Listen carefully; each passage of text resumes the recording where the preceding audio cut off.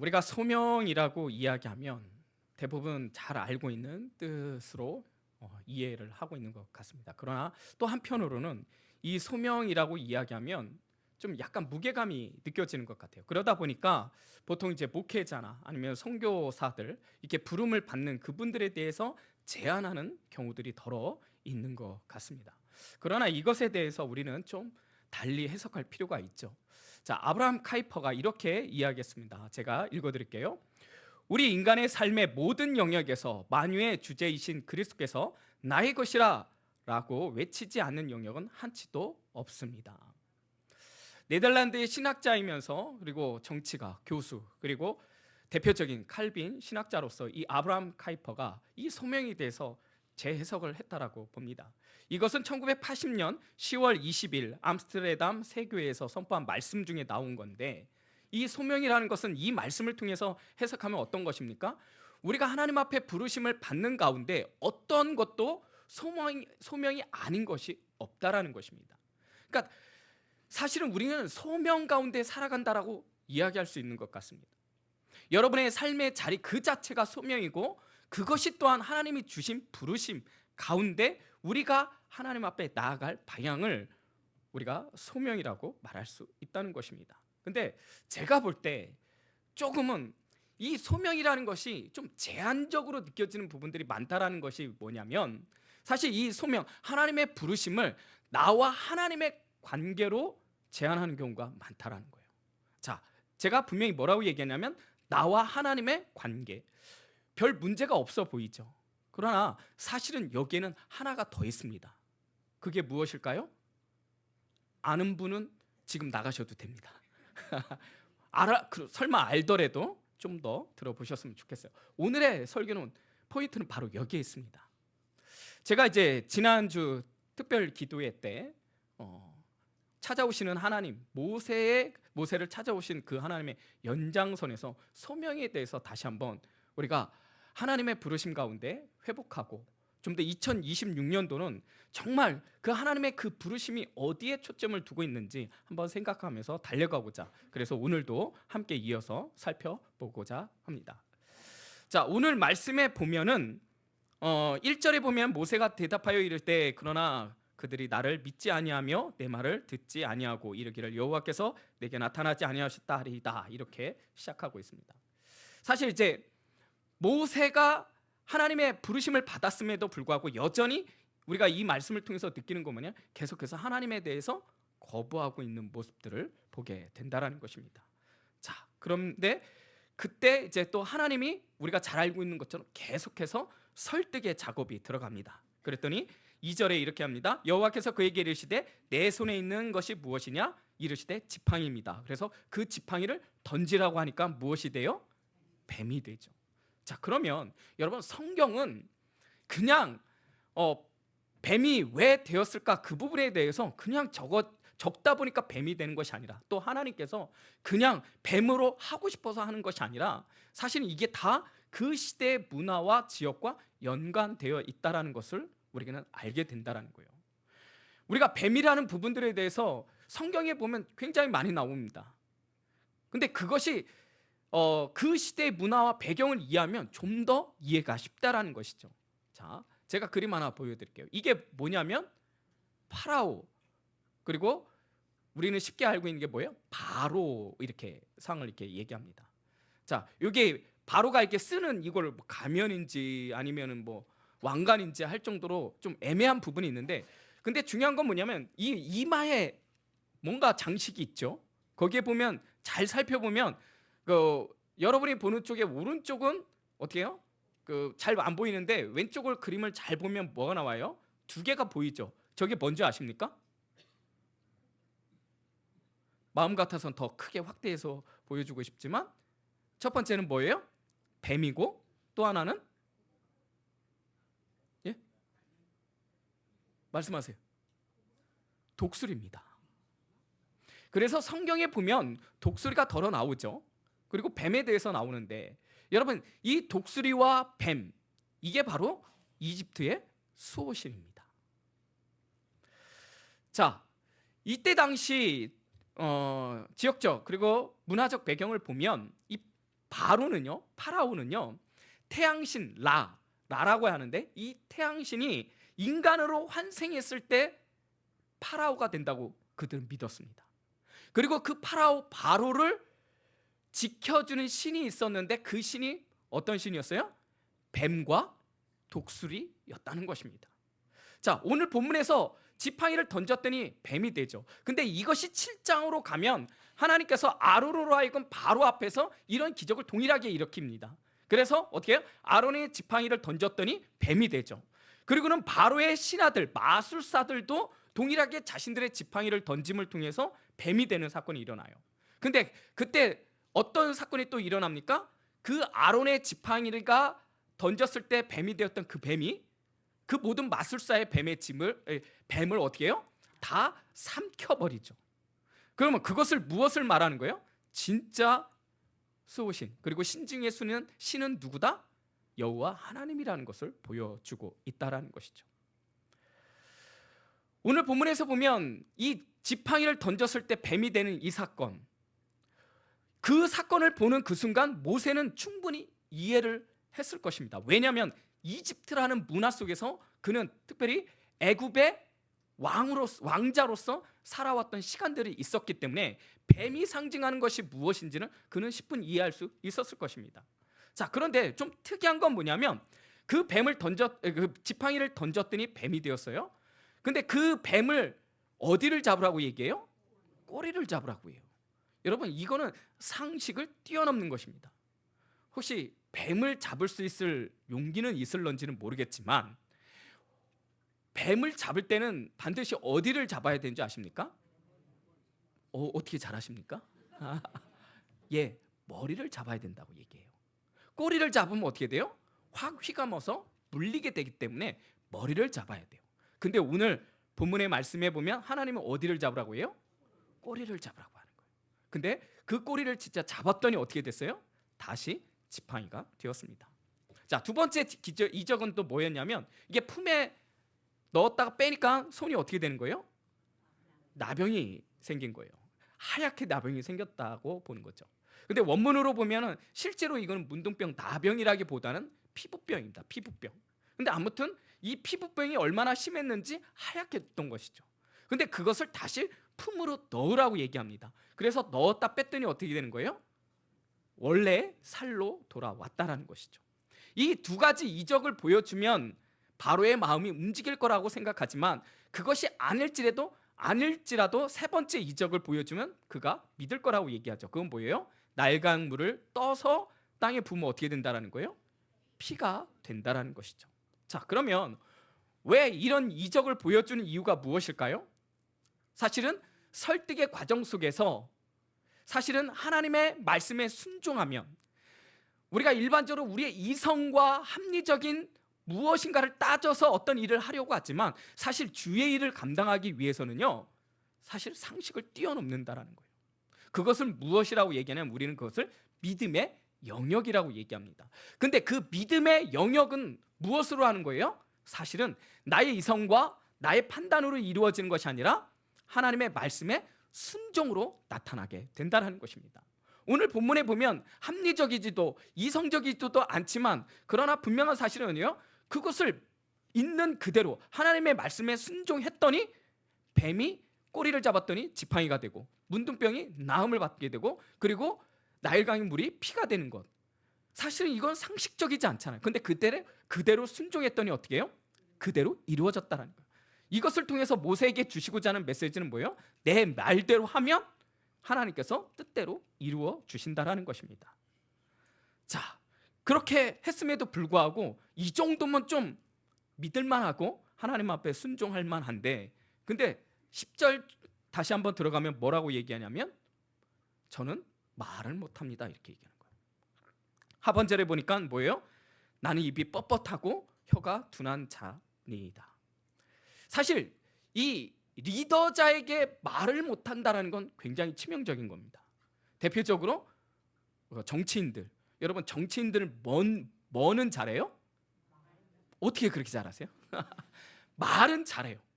근데 사실 그들은 말로 먹고 사는 자들이에요.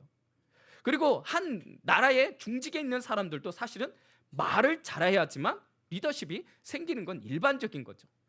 역시나 이 모세에게 한 나라를 이끌어한 지도자로서의 가장 핵심은 말이라고 생각했던 것이죠.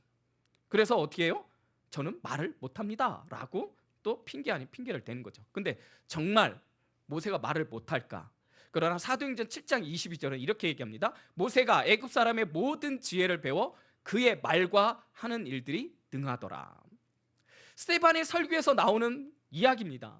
사실요, 이 바로가 애굽의 왕자로 있을 때 많은 것을 배웠겠죠. 아마 오늘 본문에 나와 있는 것처럼 굉장히 능통했던 것 같습니다. 능했던 것 같습니다. 그런데 어쩌면 이것이 진짜일 수도 있겠죠. 뭐냐면 진짜 말을 못하는, 왜? 40년이라는 시간들이 지났잖아요. 이제는 수사, 언변 이런 것들이 필요 없고 지금은 그냥 양떼만 치면 되는 거예요. 뭐 양들한테 설교할 필요도 없잖아요. 뭐 많은 사람들한테 뭔가 이야기할 거리도 없잖아요. 그러니까 양떼만 치기 때문에 굳이 수사, 언변, 그렇기 때문에 말을 못할 수도 있지만, 그러나 사실 전체적인 맥락에서 보면 사실은 이거는 핑계에 지나지 않는다라고 말할 수 있다는 것입니다. 자, 그랬더니 하나님이 뭐라고 얘기합니까? 11절에 보면 누가 사람의 입을 지었느냐. 얼마나 답답했으면, 야, 사람 누가 만들었어? 네 누가 만들었어? 이렇게 답답함에 이야기를 했던 것이죠. 자, 근데 이 정도 되면 또 순종할 만한데 결국은 하나님 앞에 폭탄 선언합니다. 그건 뭐예요? 주여, 보낼 만한 자를 보내소서. 여기서 하나님이 뚜껑이 열립니다. 화를 낸다는 표현이죠. 사실 우리 하나님이 화내기를 더디하다 하신다고 그랬잖아요. 사실 웬만하면 참는데 진짜 힘들었던 것 같습니다. 그래서 오늘 14절에 보니까 모세를 향하여 노하여 이렇게 표현되고 있다라는 거죠. 자, 그러면 우리가 이쯤 되면 우리가 한번 살펴볼 것은 무엇이냐면, 왜 이토록 모세는 하나님의 말씀에 거부했는가라는 거죠. 사실 이 설득의 작업은 총 5번이나 이루어집니다. 3장에서 4장까지. 그럼에도 불구하고 어떻게 해요? 지금 결국 모세가 하고 싶은 말은 뭐예요? 가기 싫다는 거예요. 근데 우리가 모세 입장에서 좀 생각해 보면 충분히 좀 이해할 만한 것 같습니다. 왜냐? 여러분, 지금 모세가 아무리 애굽을 떠나왔지만 40년이라는 시간이 지났지만 사실 바로 앞에 간다라는 것은 목숨 걸고 가는 것이죠. 그리고 그는 도망자였습니다. 물론 40년이라는 시간을 잊어버릴 수도 있지만 혹 그것을 기억한다면 그가 애굽에 들어가는 그 순간, 바로 앞에 그 순간 어떻게 되는 거예요? 자신의 목숨이 위태로울 수도 있는 거죠. 또 하나, 여러분, 모세가 이제 40년이라는 시간이 있어요. 이제 자포자기했단 말이에요. 자기에게 어떤 특별한 일 관심 없어요. 지금 이대로가 좋사오니 그냥 평범하게 살고 싶은 거예요. 한 나라를 구원한 구원자로서, 리더로서 저는 그 당시로서는 어떻게 필요 없다는 것입니다. 그러면 우리가 이것을 볼 때 충분히 이해는 되지만 그럼에도 불구하고 하나님 입장에서 그러면 우리는 이렇게 생각할 수 있잖아. 아니, 굳이 모세이어야 하는가? 그것도 몇 번? 5번이나 설득했는데요. 솔직히 말하면 모세는 뭐였던 거예요? 싫은 거예요. 하나님의 말씀에 순종하기를 꺼려했던 거예요. 그러면 하나님의 입장에서 얼마든지 바꿀 수 있잖아요. 좀 더 능통한 자, 좀 더 뛰어난 자, 좀 더 모세처럼, 모세가 이야기했던 것처럼 말도 잘하고 하나님의 말씀에 순종 잘하는 그 누군가를 세우면 되잖아요. 그럼에도 불구하고 왜 하나님은 굳이, 아니, 설득하고 또 설득 속에서 이 모세를 사용하고자 했던 것일까요? 우리가 완전하게 이해할 수는 없지만 충분히 이해할 수 있고 유추할 수 있는 것은 무엇이냐면 그것이 하나님의 방법이라는 것입니다. 제가 좀 전에 이야기했던 좀 더 능력 있고 좀 더 말을 잘하고 좀 더 순종하는 자, 여러분, 그것은요 어떻게 보면 세상의 방식입니다. 그러나 하나님의 방식은 세상과 다르다라는 것입니다. 자, 고린도전서 1장 27절에서 29절 우리 같이 한번 읽도록 하겠습니다. 시작. 그러나 하나님께서 세상의 미련한 것들을 택하사 지혜 있는 자들을 부끄럽게 하려 하시고 세상의 약한 것들을 택하사 강한 것들을 부끄럽게 하려 하시며 하나님께서 세상의 천한 것들과 멸시받는 것들과 없는 것들을 택하사 있는 것들을 폐하려 하시나니 이는 아무 육체도 하나님 앞에서 자랑하지 못하게 하려 하심이라. 하나님의 방법은 바로 이것입니다. 세상에서는 능력을 평가하지만 그러나 하나님은 비록 능력이 없고 그리고 또한 미천하고 어떻게 보면 약하고 세상에 거들떠보지 않지만 어떻게 해요? 그들을 택하사 하나님의 일을 감당하려고 하시는 것이 하나님의 방법이라는 것입니다. 그런데 사실 이것을 좀 더 살펴보면 우리에게 굉장히 큰 은혜가 있는 것이죠. 모세를 설득하는 그 작업 속에서 우리는 하나님의 깊으신 뜻을 발견할 수 있어요. 여러분, 결국은 이 설득과 설득을 통해서 모세는 순종하게 됩니다. 근데 여러분 그거 아십니까? 이 순종을 통해서 결국은 모세는요, 이스라엘의 최고의 리더십이 됩니다. 지도자가 된다라는 거예요. 그런데 그 설득의 작업 속에서 우리가 잊지 말아야 될 것은 우리와 동일하게 우리도 살펴봐야 될 게 뭐냐면 하나님은 단순히 당신의 명령을 하다라고 그것에서 순종한 자로 그를 끌어내는 것이 아니라 어떻게 해요? 우리를 설득을 통해서 하나님 앞에 순종하는 자리까지 갈 뿐만 아니라 여기서 한 단계 더 들어갑니다. 어떤 단계? 하나님의 사랑의 관계로 들어가게 됩니다. 그 사랑의 관계로 들어감을 통해서 어떻게 되는 거예요? 진짜 하나님 앞에 소명자로 충성된 하나님의 종으로 거듭나게 된다는 것입니다. 자, 출애굽기 33장 11절 말씀입니다. 제가 읽어드릴게요. 사람이 자기의 친구와 이야기함 같이 여호와께서는 모세와 대면하여 말씀하시며 모세는 진으로 돌아오나 눈의 아들 젊은 수종자 여호사는 회막을 떠나지 아니하니라. 여러분, 굉장히 놀라운 사건은 뭐냐면 지금 오늘 본문의 말씀을 보니까 어떻게 해요? 모세의 관계를 어떻게 이야기합니까? 자기의 친구와 이야기함 같이 대면했다라고 얘기하고 있어요. 여러분, 이거는 세상의 신으로 볼 때는 있을 수 없는 일이에요. 근데 이것이 복음이라는 거예요. 왜? 하나님은요, 단순히 내가 너를 만들었기 때문에, 내가 너를 창조했기 때문에 주종의 관계로 우리를 부르시는 게 아니라 하나님의 자녀의 관계, 사랑의 관계로 부르신다라는 거예요. 여러분, 친구와 이야기함 같이, 여러분, 하나님이 지금 모세와 어떤 관계예요? 주종의 관계로 보입니까? 굉장히 경직된 관계로 보이십니까? 아니라는 거예요. 굉장히 친밀한 관계로 하나님은 말씀하고 있다라는 거예요. 여러분, 이게 중요합니다. 이것을 통해서 우리가 정말 하나님 앞에 순종하는 이유는 바로 여기에 있다라는 거예요.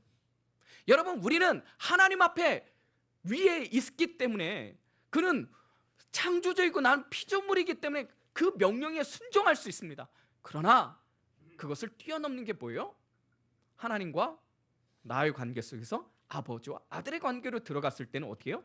자원함으로 말미암아 순종하는 관계까지 들어가게 된다는 것입니다.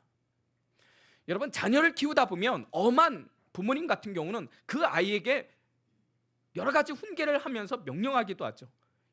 근데 말을 잘 들을 수는 있어요. 그런데 그거는 온전한 순종이 아니죠. 사실 그거는 복종에 가까운 거죠. 그런데 중요한 건 뭐냐면 아버지와 아들의 관계, 자녀의 관계 속에서 아버지의 사랑을, 엄마의 사랑을 받게 되는 그 자녀는 어떻게 돼요? 사랑의 관계 속에서 아버지가, 엄마가 말하지 않아도 어떻게 해요? 순종의 관계 속에서 들어가는 거예요. 그래서 아버지를, 어머니를 섬길 때 우리는 그것을 뭐라고 얘기해요? 진짜 사랑의 관계를 거기서 발견하게 되는 것이죠. 바로 이게 중요하다라는 거예요. 사랑하는 여러분, 지금 여러분들도 하나님의 다 부르심을 받았기 때문에 이 자리에 있는 줄 저는 확신합니다. 그런데 우리가 한번 생각해 보자는 거예요. 나는 정말 그 부르심 앞에 그 하나님과 나의 관계 속에서 주종의 관계가 아니라 정말 하나님과의 친밀한 관계 속에서 지금 나에게 주어지는 이 소명을 감당하고 있는가에 대해서 우리가 살펴봐야 한다는 거예요. 이게 왜 중요하다고요? 내가 그 친밀한 관계 속에 들어갈 때 자원하는 마음으로 하나님 앞에 순종하는 단계까지 가는 거예요. 여러분, 이게 되지 않으면 결국은 어떻게 돼요? 죄송하지만 소명을 다하지 못하게 됩니다. 중도하차할 수 있다는 거예요. 그래서 하나님은 이 모세가 거부하지만 그거를 설득하고 또 설득하고, 그리고 그 설득의 관계 속에서 어디로 들어가는 거예요? 친밀한 관계로 들어가는 거예요. 근데 그것이 확실하게 두드러지는 게 어디서 나옵니까? 신약에서 예수님의 부르심 가운데 나타나죠. 대표적인 게 바로 사도들의 부르심 속에 있죠. 예수님이 십자가에 못 박혀 돌아가셨을 때 어떤 누구도 남아있는 제자가 없었죠. 그러나 그가 부활하고 그를 끊임없이 설득하고 그들에게 끝까지 사랑을 보여줬을 때 그들은 성령을 통해서 다 거듭나게 되죠. 그리고는 어떻게 됩니까? 그 12사도가 모두 다 순교하게 되는, 그것은 자발적이고 진짜 하나님의 그 사랑에 순복하게 되는 바로 그 관계로 이끌어 가신다라는 거예요. 사랑하는 여러분, 여러분이 받는 소명, 그 소명 속에서 나는 어떤 관계로 들어가고 있는가에 대해서 살펴보시는 이 시간 되시기를 주님의 이름으로 축복합니다. 자, 이런 관계 속에서 이제는 하나 더, 제가 오늘 진짜 살펴보고자 했던 것은 무엇이었습니까? 하나님과 나의 관계 속에서만 이루어지는 것이 아니라 또 하나의 관계 속에서 우리는 그 소명이 어떻게 해요? 이어진다라는 거예요. 그러면 그것이 무엇일까요? 자, 대표적인 말씀이 출애굽기 19장 6절 말씀입니다. 우리 같이 한번 읽겠습니다. 시작. 너희가 내게 대하여 제사장 나라가 되며 거룩한 백성이 되리라. 너는 이 말을 이스라엘 자손에게 전할지니라. 자, 이스라엘 백성들을 향해서 뭐라고 얘기하냐면 제사장 나라가 되며 너희는 거룩한 백성이 되리라, 이렇게 얘기하고 있어요. 사실은 하나님께서 이스라엘 백성들을 부르신 목적은 바로 여기 있어요. 제사장 나라 되게 하는 데 목적이 있다라는 거예요. 자, 그러면 여러분, 우리 한번 생각해 보자는 거예요. 하나님과 모세 사이, 그리고 또 하나의 관계가 어디로 이어져요? 이스라엘이라는 한 나라, 이 삼각관계가 이루어지는 거예요. 근데 이 관계는요, 처음부터 아브라함을 불렀을 때 동일하게 이루어진다라는 것입니다. 자, 하나님이 아브라함을 부르십니다. 그리고 단지 그 아브라함 한 사람을 통해서만 일을 하는 것이 아니라 그 아브라함에게 약속을 하죠. 어떤 약속을 합니까? 민족을 이루시겠다라는 거예요. 그리고 그 아브라함의 이름을 바꾸죠. 어떻게 해요? 아브라함으로 해서 열국의 아비라는 이름을 지어줍니다. 여러분, 이상하지 않습니까? 왜 아브라함 한 사람을 불렀는데 왜 열국의 아비가 돼야 되나요? 왜 씨를 줌을 통해서 왜 나라에 대한 복을 주려고 했던 것일까요? 여러분, 이것은 바로 하나님이 우리를 부르신 패턴이 동일하다라는 거예요. 결국은 아브라함의 그 말씀이 야곱을 통해서 12지파가 이루어지고 12지파를 통해서 이스라엘이라는 한 나라가 태생되고, 결국은 어떻게 해요? 그 말씀대로 실현해 나가는 과정 속에 있는 거죠. 그리고는 모세의 부르심 속에서도 동일하다라는 거예요. 하나님께서 모세를 부르셨습니다. 여러분, 모세를 불렀으면 모세 한 개인을 통해서만 그의 앞날에 대해서, 어떤 미래에 대해서 결정되는 것이 아니라 누구를 꼭 끼웠습니까? 바로 이스라엘이라는 이 나라를 끼워서 한 나라의 지도자로 삼으셨다라는 거예요. 여러분, 이 패턴은 너무나 중요하죠. 이 패턴이 확실하게 드러났던 것이 역시나 예수님이었던 거죠. 여러분, 예수님을 통해서 누가 부름을 받습니까? 12제자가 부름을 받고, 그 12제자를 통해서 예수님께서 이루고자 했던 것은 무엇이었습니까? 하나님의 나라라는 거예요. 하나님의 나라. 여러분, 이게 중요하다는 거예요. 하나님께서 한 사람을 부르시거나 아니면 어떤 12명이라는 사도의 부르심으로 한정되어 있지 않다라는 거예요. 그들의 삶을 그것으로 정해 있지 않다라는 건데, 오히려 그들을 통해서 진짜 하나님이 꿈꿔왔던 것은 무엇이었습니까? 하나님의 나라라는 거예요. 여러분, 이게 중요하다라는 거예요. 그래서 제가 이야기했던 것이 무엇이냐면, 하나님께서 한 개인의 부르심이 그것으로 제한하는 것이 아니라 반드시 하나님의 나라. 그러면 그 하나님의 나라는 무엇으로 연결돼요? 교회입니다. 그래서 교회가 너무 중요한 거예요. 자, 에베소서 1장 8절에서 10절 우리 같이 한번 읽겠습니다. 시작. 이는 그가 모든 지혜와 총명을 우리에게 넘치게 하사 그 뜻의 비밀을 우리에게 알리신 것이요, 그의 기뻐하심을 따라 그리스도 안에서 때가 찬 경륜을 위하여 예정하신 것이니 하늘에 있는 것이나 땅에 있는 것이나 다 그리스도 안에서 통일되게 하려 하심이라. 여러분, 중요한 건 뭐냐면 하늘에 있는 것이나 땅에 있는 것이나 다 누구를 통해서 통일되게 하신다고요? 예수 그리스도. 여러분, 핵심은 여기에 있다라는 거예요. 우리 모두가 예수 그리스도를 통하여서 하나님께서 이루고자 하는 것이 무엇이라는 거예요? 하나님의 나라, 그것이 무엇이에요? 교회라는 거예요. 그래서 1장 22절 23절은 이렇게 얘기합니다. 같이 읽겠습니다. 시작. 또 만물을 그의 발 아래 복종하게 하시고 그를 만물 위에 교회의 머리로 삼으셨느니라. 교회는 그의 몸이니 만물 안에 만물을 충만하게 하시는 이의 충만함이니라. 여러분, 지금 예수님을 교회의 머리로 세우셨다라는 거예요. 여러분, 이것은 무엇을 말해요? 목사님께서도 말씀하셨지만 목적이 거기에 있다라는 거예요. 핵심이 거기에 있다라는 거예요. 근데 또 하나 중요한 건 뭐냐면 우리가 한 몸으로 이루어졌다라는 거예요. 그 몸 속에서 예수님이 머리가 되고 우리는 지체로서 한 몸을 만들어나니까 어떻게 돼요? 머리가 가는 방향으로 몸이 같이 가게 되는 것이죠. 그러면 하나님께서 어떤 꿈을 갖고 있는 거예요? 예수 그리스도를 통해서, 물론 아브라함부터 시작했던 그것이 누구를 통해서? 예수 그리스도를 성취됨을 통하여 무엇을 꿈꿨던 거예요? 하나님의 나라. 그리고 그 모형을 어디서를 통해서? 교회를 통해서 이루고시자 하는 하나님의 메시지, 계획이 있던 것입니다. 하나님께서 아담과 하와가 제일 처음 믿음의 공동체, 가정의 공동체가 얼마나 아름다운 공동체였습니까? 근데 문제는 뭐냐면 죄로 인해서 깨어졌던 거예요. 이 죄로 인해서 깨진 이 에덴 공동체를 회복하기 위해서 하나님은 그때부터 어떤 꿈을 꾸었던 거예요? 하나님의 나라라는 새 하늘과 새 땅에 대한 플랜을 세우게 되었고, 그것이 구약의 아브라함부터 신약의 예수 그리스도를 통해서, 또 하나 바로 여러분을 통해서 지금도 ING 이루어가는 줄 여러분 믿으시기를 주님의 이름으로 축복합니다. 바로 이게 중요하다라는 거예요. 그래서 또 담임 목사님이 말씀하셨는데, 그냥 나의 부르심, 내가 어떤 현장 속에 있는데 예를 들어서 직장이 그냥 단순히 나의 돈벌이가 돼버리면 그거는 소명이 아니다라는 거예요. 내가 있는 그 위치, 그 부르심, 너는 내 것이라 하나님께서 외치지 않은 모든 어떠한 영역도 없다라는 거예요. 내가 어쩔 수 없이 그 직장에 가요. 근데요, 여러분 그거 아십니까? 그것도 하나님의 부르심 속에서, 하나님의 섭리 속에서 하나님이 허락하신 부분이라는 거예요. 여러분의 가정도 마찬가지입니다. 여러분의 학원도, 여러분의 속해 있는 어떤 공동체도. 한 예를 들어보겠습니다. 여러분, 구역장으로서의 부르심이 있습니다.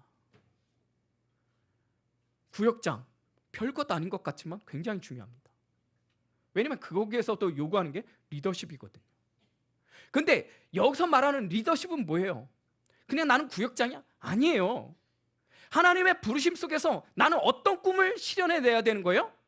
하나님의 교회, 하나님의 나라, 새 하늘과 새 땅을 누구를 통해서? 구역장을 통해서. 또 하나, 여러분 중직자들, 여러분 동일합니다.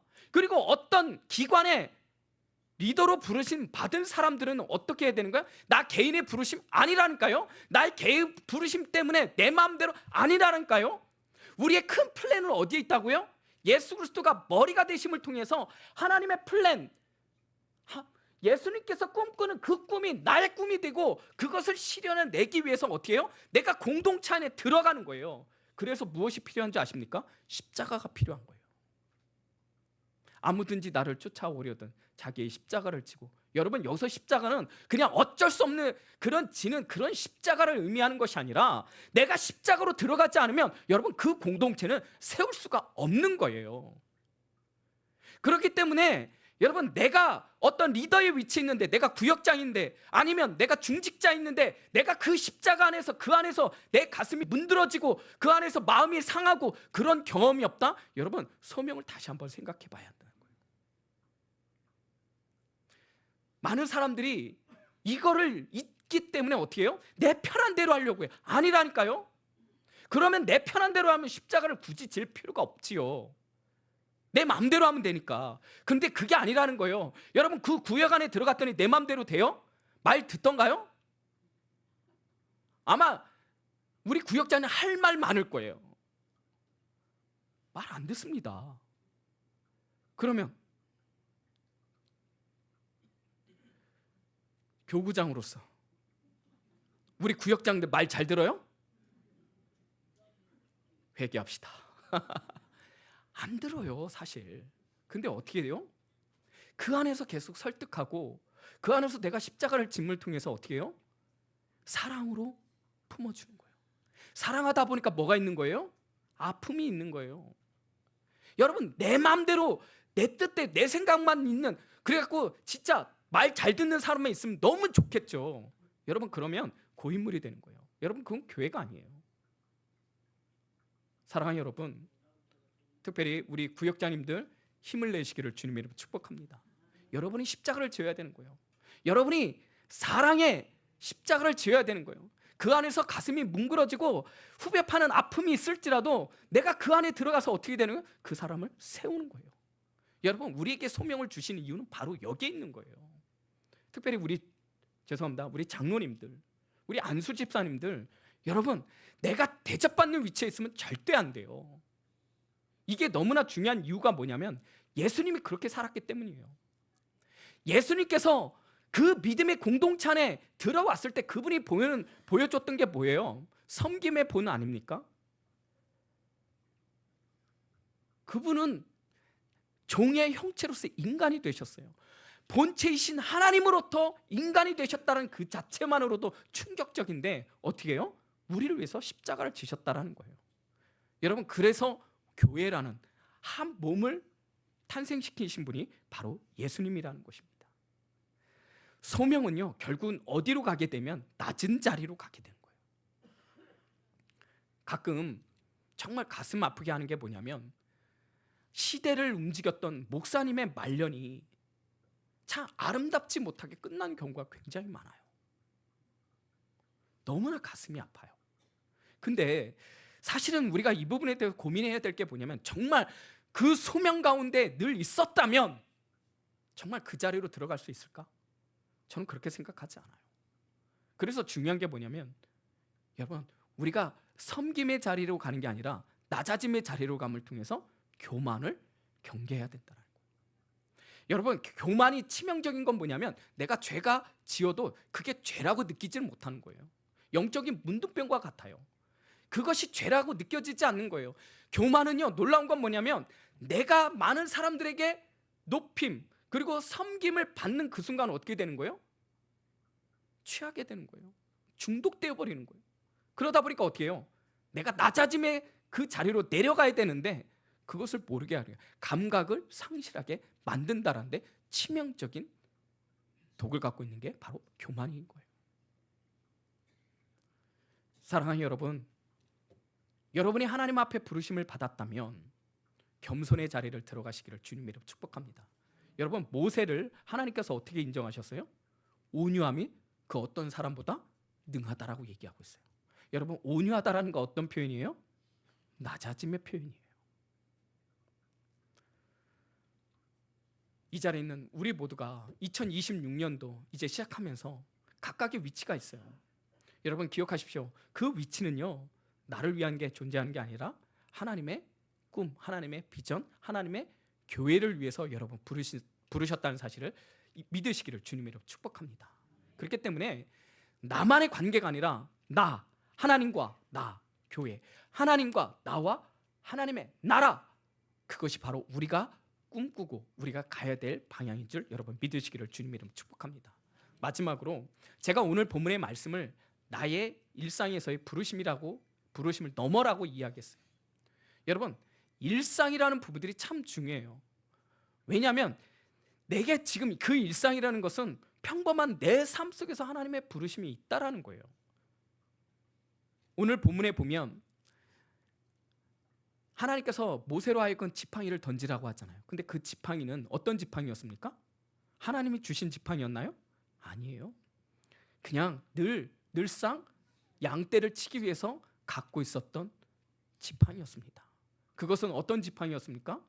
양떼를 치다 보면 동물의 위협이 있을 수 있으니까 그걸로 싸울 수 있는 무기가 될 수 있고, 또한 양을 치기 위해서는 어떻게 해요?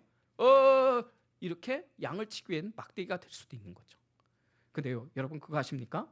하나님이 쓰시면 어떤 지팡이가 돼요? 자, 출애굽기 4장 20절 말씀 읽겠습니다. 시작. 모세가 그의 아내와 아들들을 나귀에 내우고 애굽으로 돌아가는데 모세가 하나님의 지팡이를 손에 잡았더라. 어떤 지팡이요? 여러분, 그 지팡이가 갑자기 바뀌었나요? 평범한 그 지팡이가 황금으로 된 지팡이로 바뀌었나요? 아니에요. 똑같은 지팡이에요. 근데 그 지팡이는 그 전과 후가 다르죠. 순종하기 전에는 그냥 양치기를 위한 지팡이였지만, 그러나 하나님 앞에 순종하고 나아갔을 때 그 지팡이는 어떤 지팡이? 하나님의 지팡이가 되었다라는 거예요. 오늘 본문은 그거를 말씀하고 있죠. 여러분, 이것은 다시 우리의 적용으로 들어온다면, 내가 있는 그 자리, 그냥 내가 내 직장으로 예를 든다면 그것이 나의 돈벌이가, 내 가정을 살리기 위한 어떤 생활의 수단이, 그것도 필요하겠죠. 그러나 그것을 넘어 어떤 자리라는 거예요? 하나님이 우리에게 주신 자리요. 그 자리는 하나님은 그것을 통해서 하나님의 나라를 꿈꾸고자 하는 하나님이 주신 자리라는 사실입니다. 믿으십니까? 여러분의 삶의 그 어떤 자리라 할지라도. 특별히 우리 교회는 어르신들이 많아요. 제가 시니어 사역을 위해서 평대를 이끌어 가지만 많은 분들이 갖고 있는 의식 중에 하나가 내가 뭘 할 수 있어 라는 의식을 갖는다라는 거예요. 그러나 그거는 성경적이지 않습니다. 내가 어떤 그 순간에서 내가 할 수 있는 그 일, 그것이 기도라면, 예를 들어서 기도라면 그거보다 귀한 것 없죠. 기도의 사명자로 부르셨다라는 거예요. 기도의 소명자로 부르셨다는 거예요. 여러분, 그것을 통해서 우리가 기도할 제목이 너무 많지 않습니까? 우리 한가람 교회를 위해서 기도할 때 기도할 제목들이 너무 많잖아요. 이 시대를 향해서 기도할 제목들이 너무 많잖아요. 우리가 성전 건축을 위해서 기도할 제목들이 너무 많잖아요. 그렇다면 이 자리에 있는 여러분들이 그 부르심 속에서 어떻게 해요? 여러분의 자리가 하나님의 자리요, 하나님의 기도의 자리인 줄 믿고 어떻게 해요? 내 일상 속에서 기도하는 것이 바로 하나님의 소명인 줄 여러분 믿으시기를 주님의 이름으로 축복합니다. 다른 분들도 마찬가지죠. 여러분이 어떤 부르심 속에서도 그 부르심을 통해서 하나님은 지금도 꿈을 꾸고 있고, 그 꿈은 하나님의 교회, 하나님의 나라와 함께 공유하고 있기를 원하시며, 또한 이것을 통해서 중요한 건 뭐예요? 하나님의 부르심에 대한 확신 속에서 나만을 부르심이 아니라 하나님이 교회란, 하나님의 나라라는 큰 뜻을 내 소명 속에서 그 소명을 뛰어넘어 하나님의 계획하고 있다는 사실을 여러분 믿으시고, 여러분의 삶을 더욱더 힘차게 2026년도 달려가는 저와 여러분이 되시기를 주님의 이름으로 축복합니다.